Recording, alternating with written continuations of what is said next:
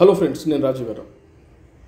Janasena Telugu Desam party అలయన్స్లో భాగంగా జనసేన పార్టీకి ఎన్ని లోక్సభ స్థానాలు, అలాగే తెలుగుదేశం పార్టీ ఎన్ని పార్లమెంటు స్థానాల్లో పోటీ చేయబోతుందనే దానిపైన ఒక న్యూస్ అయితే బయటకు లీక్ అయింది.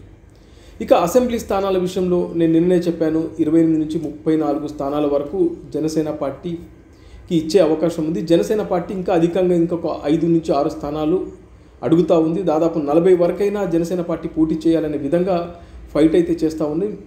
ఎందుకంటే మంచి నాయకులను, గెలిచే నాయకులను జనసేన పార్టీలోకి పవన్ కళ్యాణ్ గారు ఆహ్వానిస్తున్నారు. అలా జరిగితే మాత్రం తప్పకుండా జనసేన పార్టీ 40 వరకు అయితే రీచ్ అయ్యే అవకాశాలు ఉంది.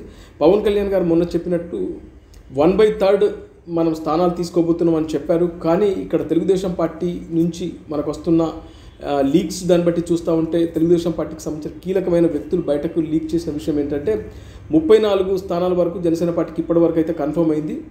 ఒక 4 నుంచి 6 స్థానాల వరకు ఒక డిస్కషన్ అయితే జరుగుతూ ఉంది. ఎందుకంటే పవన్ కళ్యాణ్ గారు మంచి నాయకులను జనసేన పార్టీలోకి తీసుకొచ్చే ప్రయత్నాలు చేస్తూ ఉన్నారు. అందులో 2 వైఎస్ఆర్సీపీ ప్రస్తుత మంత్రులు కూడా జనసేన పార్టీలోకి వచ్చే అవకాశం ఉన్న దృష్ట్యా వస్తే మంచిదే, 40 స్థానాలకు పై చిలుకు వస్తే ఇంకా బెటర్. మరి ఆ దిశగా పవన్ కళ్యాణ్ గారు అయితే ప్రయత్నాలు చేస్తూ ఉన్నారు. ఇప్పటివరకు అయితే 34 స్థానాల వరకు అయితే మనకున్న 28 నుంచి 34 స్థానాల వరకు అయితే ఇప్పటివరకు క్లారిటీగా కన్ఫర్మ్ అయిన విషయం. ఇక ఇది కాకుండా పార్లమెంటు స్థానాల విషయానికి వస్తే ఇప్పటివరకు తెలుగుదేశం పార్టీ ఒక 13 స్థానాలు అయితే కన్ఫర్మ్ అయ్యాయి. జనసేన పార్టీకి 3 స్థానాలు ఇప్పటివరకు కన్ఫర్మ్ అయ్యాయి. అంటే ఈ అలయన్స్లో దాదాపు ఒక 16 స్థానాల వరకు వీళ్ళిద్దరి మధ్యన ఒక అండర్స్టాండింగ్కి వచ్చింది. మిగతా స్థానాల్లో అంటే జనసేన పార్టీకి ఇంకా 1 నుంచి 2 స్థానాల మధ్యన డిస్కషన్ జరుగుతూ ఉంది. ఒకవేళ బీజేపీ వస్తే ఆ స్థానాలు కొంచెం షఫుల్ అయ్యే అవకాశాలు ఉన్న దృష్ట్యా, బీజేపీ రాకపోతే మాత్రం జనసేన పార్టీ 5 స్థానాల్లో పోటీ చేసే అవకాశం ఉంది. ఇప్పటివరకు అయితే నాకు వచ్చిన సమాచారం ప్రకారం నేను చెప్పే ప్రయత్నం చేస్తున్నాను.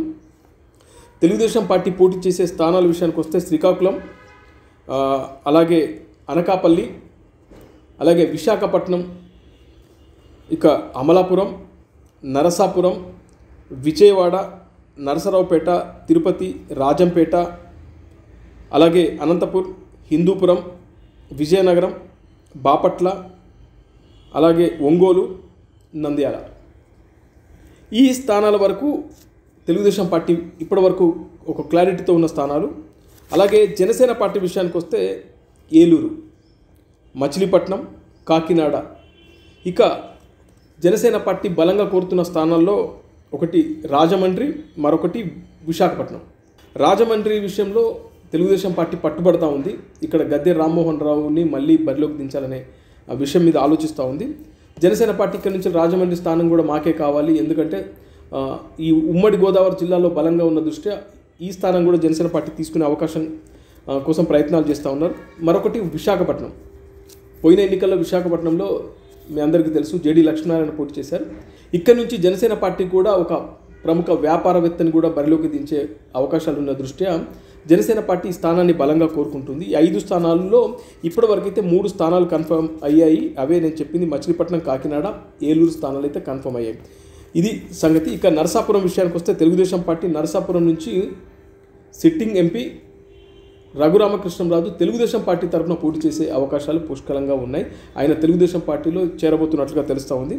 ఇక నరసరావుపేట నుంచి వైఎస్ఆర్సీపీ, ఇక్కడి నుంచి మొన్న నేను ఒక 4 రోజుల కిందట మీకు చెప్పాను, ఒంగోలు నుంచి రోజాను బరిలోకి దించే అవకాశాలు కనబడుతూ ఉన్నాయి ఎంపీగా.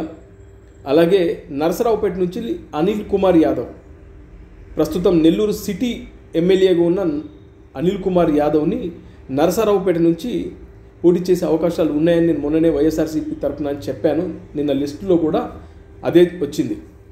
అదేవిధంగా ఇక్కడ నరసరావుపేట నుంచి వెళ్ళి అనిల్ కుమార్ యాదవ్ పోటీలో ఉండబోతున్నాడు. ఆయనకు పోటీగా ఇదే సిట్టింగ్ ఎంపీ లావు శ్రీకృష్ణ దేవరాయలు తెలుగుదేశం పార్టీ తరఫున బరిలోకి దిగే అవకాశాలు ఉన్నాయి. ఇక మన దగ్గర ఉన్న మరో సమాచారం ఏంటంటే బాపట్ల నుంచి వెళ్ళి పనబాక లక్ష్మిని బరిలోకి దించే అవకాశాలు ఉన్నాయి తెలుగుదేశం పార్టీ.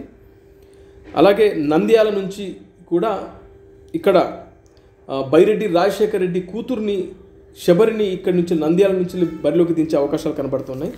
ఇక జనసేన పార్టీ విషయానికి వస్తే మచిలీపట్నం నుంచి బాలశౌరి గారు ఇప్పుడు సిట్టింగ్ ఎంపీగా ఉన్నారు. ఆయన జనసేన పార్టీ నుంచి బరిలోకి దిగే అవకాశాలు పుష్కలంగా కనబడుతున్నాయి.